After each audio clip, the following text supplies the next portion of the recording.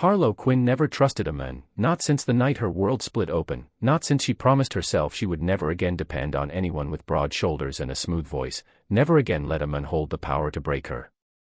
She built walls around her heart like steel fences across the Texas plains, tall and razor-sharp, daring anyone to climb them. She came to Redstone Ridge to disappear, to trade the noise of the city for the silence of dust and wind, to live inside the hard shell she'd shaped from betrayal. But fate has a way of dragging you straight into the path of what you swore to avoid, and fate's name in Redstone Ridge was Calder Hayes, a 6'4" cowboy with a jaw sharp enough to cut glass and eyes the color of storm clouds waiting to break. Harlow wanted nothing to do with him. She avoided him at the feed store, ignored him at the diner, stiffened every time he tipped his hat in polite greeting. She didn't notice the way he watched her, not with hunger, but with an understanding she didn't want to recognize. Everything changed the night the sky split open in a violent thunderstorm, the kind that turns dirt roads into rivers and sends animals into panicked frenzy. Harlow's truck hit a washout she didn't see until too late.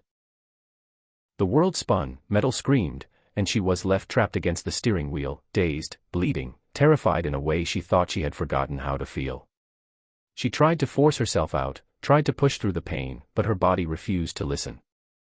And then she heard him, boots pounding through mud, a deep voice shouting her name like he'd been waiting his whole life to find her. Calder ripped open the door with hands strong enough to break steel but gentle enough to keep her from shattering completely. She protested, swore she didn't need help, didn't need him, didn't need any men, but the world kept slipping into darkness and his warmth was the only thing tethering her to consciousness.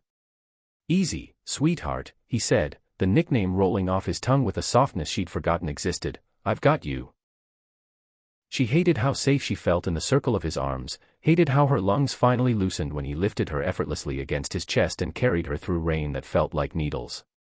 She tried to hide her trembling, tried to swallow her fear, but Calder held her closer without asking for permission or forgiveness. When lightning struck a nearby fence line, she buried her face in his neck before she could stop herself, and to her horror, he didn't take advantage of the moment. He only whispered, "You're okay now. I won't let anything hurt you." His bedroom was warm, rustic, and smelled faintly of cedar and something achingly familiar she couldn't name. Calder laid her gently on his bed, grabbed clean towels, stitched a gash on her arm with careful hands, and asked nothing from her in return. No expectations, no assumptions, no pressure. Just presence. Just safety. Just warmth. For the first time in years, a tear slipped down Harlow's cheek without her permission. Calder saw it, froze, and then reached out, not to wipe it away, but to let her decide whether she wanted him close. She hated that she nodded. Hated that the simple brush of his thumb against her temple felt like a match striking in her chest.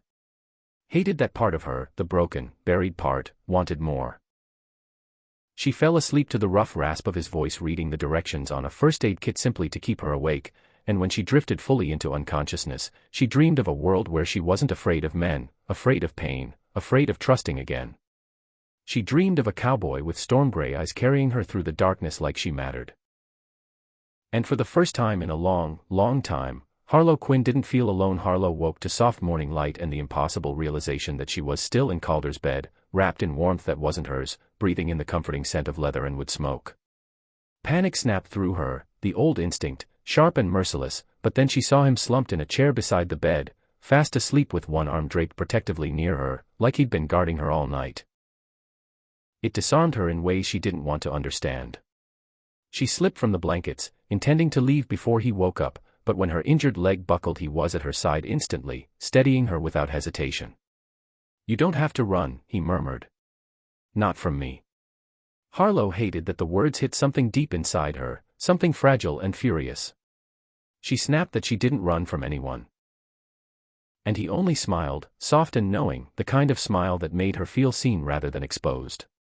Over the next few days, Calder checked on her without prying, cooked for her even when she glared at him, fixed the dented side of her truck without telling her, and repaired the broken fence on her property like it was the most natural thing in the world. He didn't flirt. He didn't push. He didn't treat her like a puzzle to solve or a wounded creature to rescue. He treated her like a woman with every right to her silence, her scars, and her boundaries. And the strangest part? Calder's gentleness scared her more than any man's aggression ever had, because gentleness was dangerous. Gentleness made you hope. Gentleness made you trust. One evening, as the sun bled gold across the horizon and the air was warm enough to taste like summer, Harlow found herself on his porch without remembering how she'd gotten there. He looked surprised but not smug, not triumphant, just quietly glad. They sat in silence for a long time, listening to crickets, to wind, to their own uneasy hearts. Finally Calder said, "Whoever hurt you, I'm not him." Harlow went still, her breath hitching before she could stop it. He didn't press. He didn't ask for details. He didn't demand she open old wounds. He simply offered his presence like a hand held out across a river she didn't know how to cross. And against every instinct she'd honed to survive, she told him the truth, broken pieces of her past slipping out one at a time, stories she'd locked behind iron doors.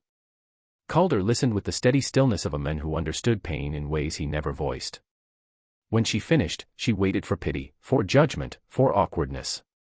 But Calder only reached over, slow enough for her to pull away, and brushed a single tear from her jaw. "You didn't deserve any of that," he said. "But you deserve everything good that comes next." Something inside her cracked, wide and terrifying. She leaned into him, burying her face in his chest, and he held her like she was something precious instead of something broken.